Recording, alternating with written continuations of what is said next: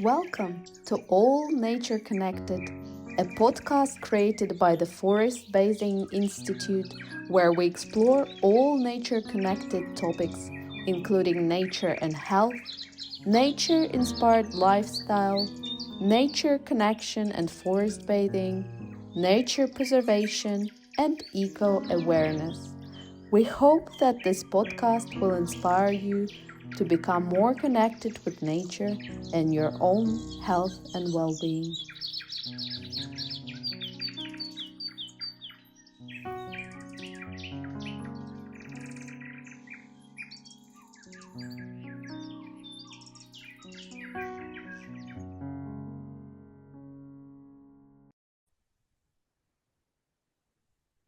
Hello, everyone. This is Olga from All Nature Connected podcast.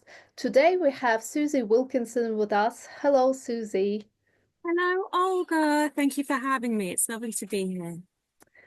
So Susie is our Module 1 Head of Forest Bathing Guide Training. And currently, Susie is working on a very interesting project that actually we wanted to share with you because it has quite a lot of impact, not only on Susie and the community she's working on, but as we think it has a bigger impact also on the communities worldwide. So, Susie, could you please share a little bit more about your project, which is called Mother Earth Collective? So, what is it? When did it start? What's going on at the moment? Absolutely, Olga. Yeah, it's a pleasure to talk about it with you.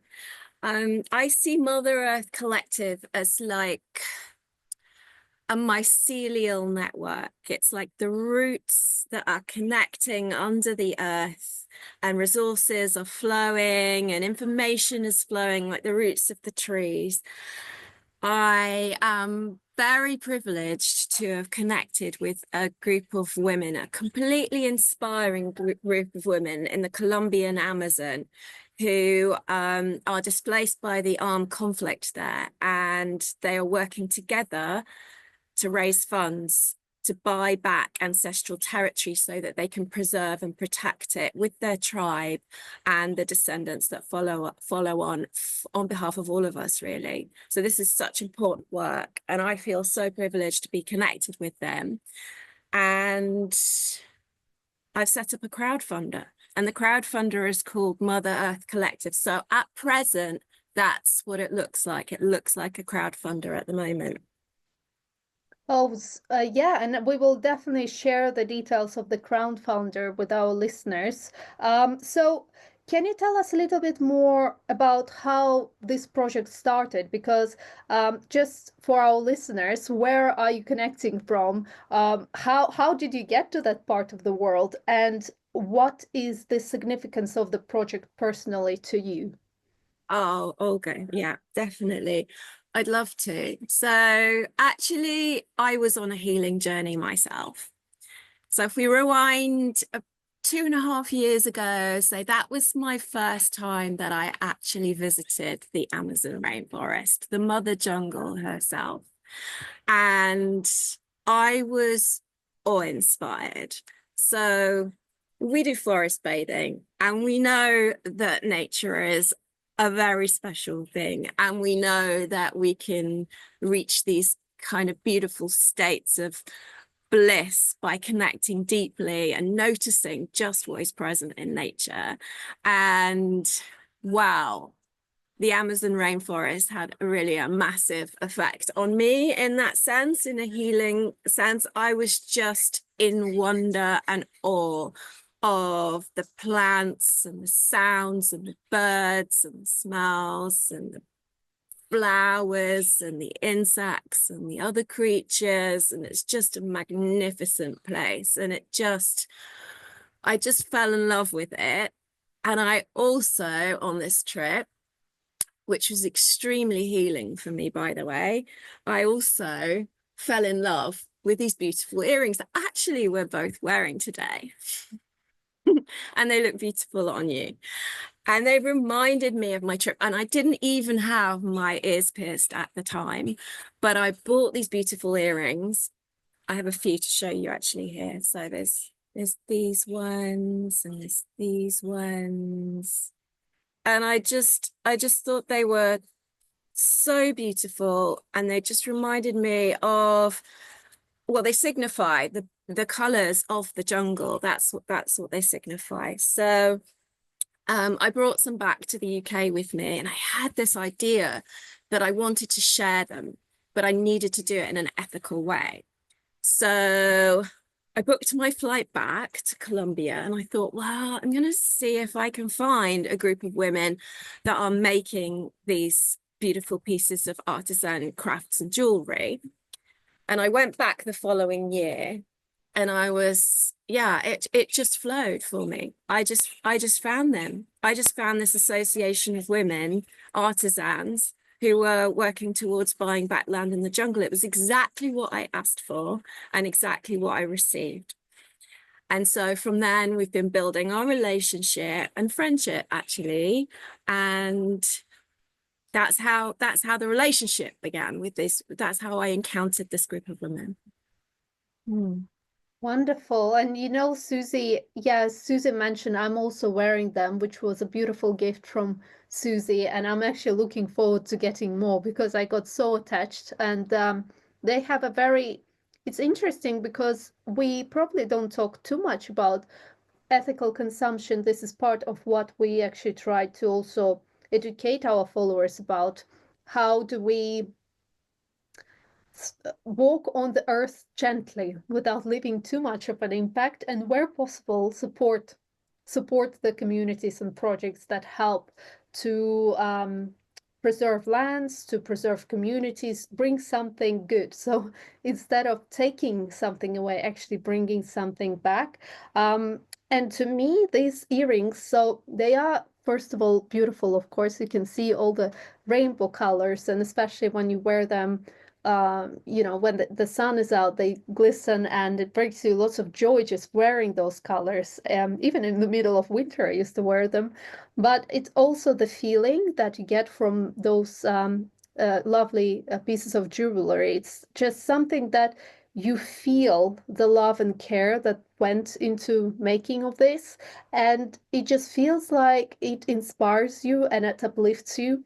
So yeah, very, very different feeling to what you get maybe if you do the buy from a mass production, which just feels like a piece of product, like just a physical product. This one feels like it's something actually living in a way, connecting you to those communities. And to me, it was very inspiring, actually, Susie, to see you go from I remember last year came in and you said you have found those beautiful pieces of jewelry, and then you were finding a way to share it with others, but also it kind of grew into a bigger project, into helping those communities, not only through sharing, selling their work, but also into this big crowdfunder that you've organized, and what it does now and what is happening behind it. So I'm actually curious, Susie, would you be able to share a little bit more about the importance behind this crowdfunder? So the importance behind protecting the land, and also maybe a bit about the history of what happened to that land. Why are we protecting this land? What's the need? Why do we need to protect that land? So if you can talk a little bit more about that, that would be great. Yeah, absolutely, Olga. So why we're protecting the land is, I mean, it's such precious land with its habitat for so many creatures, its sources of clean water for the community. There are so many threats in the Amazon. There's mining, there's logging, there's cattle ranching, there's pollution of the waters. There's so many threats. And by restoring the lands to the tribal people who know how to live lightly, like you said, who know how to live in harmony with the Mother Earth herself, this is preserving and protecting this land. And also, It's protecting tribal culture and wisdom, and the healing wisdom, and all the medicine and all the wisdom of the medicine of the plants that is available. If we connect more deeply with these Indigenous communities, there's so much wisdom that they can share with us and that we can receive, which can support our own way forward, because there's so much stress and worry in the Western world, in Europe, in North America. There's so much pressure. There's things we can learn from communities. The love and the connection and living simply with Mother Earth. It's so powerful. And to be received in that reserve, I went to go and visit in January, and to be received with such love and such gratitude, because what I didn't say was that I built in an extra donation from the earrings to send back to the community for this project of buying the land. And this was unexpected for the women, and I think they think of me as some kind of magical fairy. And I was received in the reserve like Lady Diana or something. And I was taken to everybody's home and fed, and I just couldn't eat any more food. It was just an insane amount of food. But what they've done with the donations is they've created medicinal and organic gardens. So important that the community are eating fresh and healthy organic vegetables and fruits, unpackaged, of course, which is another way that we can support and honor the earth. And anything left over they can sell at the market, and they're raising funds. They have a seed of capital. That's what they call it. They have a seed of capital now, and they've found the land they want to buy in the mountains. And so this is a very special opportunity. And this is when they formally asked me if I can support them. And I thought, I'm going to have to sell a lot of earrings. But I spent a bit more time with this. And yeah, how did it work? I had to go inside, and I had to ask for the vision to reveal the vision to reveal itself. And that's when the idea of the crowdfunder came up. And so through the crowdfunder, we're offering really exclusive and unique benefits to supporters. So these are absolutely authentic shamanic blessings and energy cleanses, and we can even offer a homestay as well. So all these things are available through the crowdfunder to supporters. I mean, of course, every penny that people can spare is massively appreciated. I wish I could convey the gratitude, the tears of joy that I experienced. It was so humbling to experience this level of gratitude for what I had done, which it seemed like quite a small contribution so far. And that feeling is so very special. And I would love for everybody to feel that feeling. It's just, I can't describe it. It's hard to describe, but it just was a very connected thing. The tribe live so simply, and they have very little money. It's like kind of like beyond conception, really, and how in Europe or North America, really. And so everything that we can offer makes a big difference. But I see it as reciprocity, not charity, because the work that they're doing is on behalf of us all. It's healing work, and it's healing work for Mother Earth. Actually, Susie, it's interesting. You did the last thing you said, which I just wanted to ask you about. So you did talk about reciprocity and the work that they're doing for all of us. Can you share a little bit more? Because these are the topics that we hope to also discuss in our podcast. How things in the other part of the world, we know, we can see probably on ecological, from ecological point of view, economical point of view, political point of view, we can see how they affect us. But I also wanted to see your perspective on how those things happening in the Amazon, maybe in communities like the one that you're working with, how do they impact the rest of us in the rest of the world? Mm. Yes. Well, we all need oxygen to breathe. And I think the Amazon rainforest is a good source of oxygen. I mean it's many other things than that. It's also a carbon store. So in terms of global climate change, it's imperative. It's imperative that we support and protect the rainforest, the Amazon rainforest, and the Amazon region. And because also there's such stunning diversity of plants and insects and animals, and some of them haven't been recorded by science. In fact, many of them haven't been recorded by science. And in this particular area, because of the armed conflict in Colombia, it means that the scientists haven't necessarily visited. And so it's astonishing to see. And of course, there are many animals that don't show themselves to humans because they know very well that that's not a good idea. But it's just such, and the incredible beauty of it as well. It's just so awe-inspiring. Yeah. And like I said before, the medicines, the community themselves, they know how to live lightly. They can preserve the fresh water that there is in the mountains. Like the current water supply they have now is polluted. They're at risk of flooding because of climate change. They will move up into the mountains if we're successful. They will move up into the mountains and then they will take care of these resources. And the Indigenous way is living with the earth. So it's not taking more than you need. And I find that so inspiring because I think because of the loneliness and the disconnection that we have in the Western world, we're very much encouraged and programmed to try and fill the void with stuff.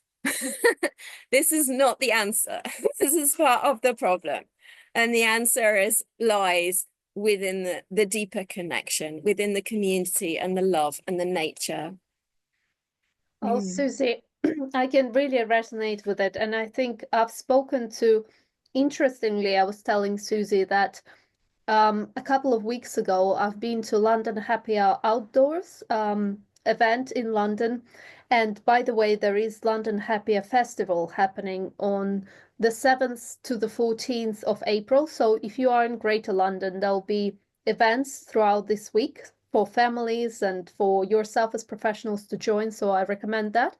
But one of the speakers during the event a couple of weeks ago, Nick Salazar, he's the founder of the Guardians Worldwide, which is an organization I'll put a link to. And he's working with Indigenous communities as well and spreading the understanding and knowledge about the importance of land preservation and the importance of helping the Indigenous people, the Indigenous communities, keep their land. And one of the main things that I think you also talked about, as Susie, you did, is that those communities seem to hold that wisdom and understanding of how to live sustainably in contact with the earth. It's not that they will be not fulfilling their needs. So normally, actually, when you go to these communities, they are very they feel very joyful and they're very grateful for the life they have. They have strong bonds in the communities. They have strong support circles, which is unusual for us, I think, as Westerners to see, because we do live in individualistic communities often, where we have much smaller circles of support. But they are happy and they know the way to live in harmony with earth. I think Nick also said they would never do something that goes against the earth. It's not even in their mind, in their perception, to ever do it, because you kind of see yourself as one with that, with the earth, with what you have around you. And I loved how you, Susie, talk about even if they're given a small amount of resources, they'll find a way to work with the earth. And hence, you know, those people might be a key to us understanding more about how we as Western, in Western societies can go back. Of course, we are experiencing now a climate crisis. We're experiencing lots of mental health issues as well in many communities, and the problems seem to be only escalating. But going back, I'm not saying necessarily for us going back, but going to those communities and learning the sustainable way of working with the earth, the sustainable way of also holding us on this planet in the way that we still get enough of everything, but we don't go overboard and we don't deplete ourselves. So a very harmonious way of working with nature is something that I felt with what you were saying, as well as during that presentation I heard in London, was a message that that you were trying to share. And I do appreciate it, because I think the more I could, and I had little contact with the Indigenous communities, but the contact that I had, I felt so inspired by the mentality of the people who live a very harmonious life, something that you might read in the book and think, I wish I was there. I wish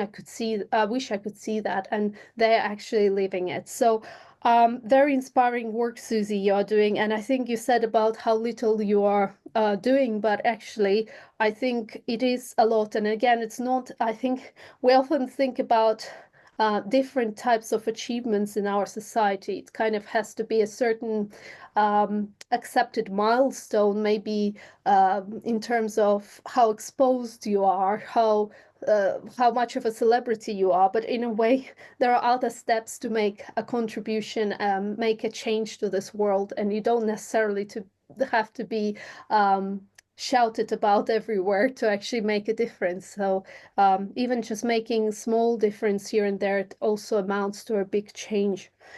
So, Susie, just to finish our interview, and it was so interesting to learn about your project, and I hope we can also have maybe another interview where we can check back in and see how the project is doing, and learn a bit more about your also experience working on this project.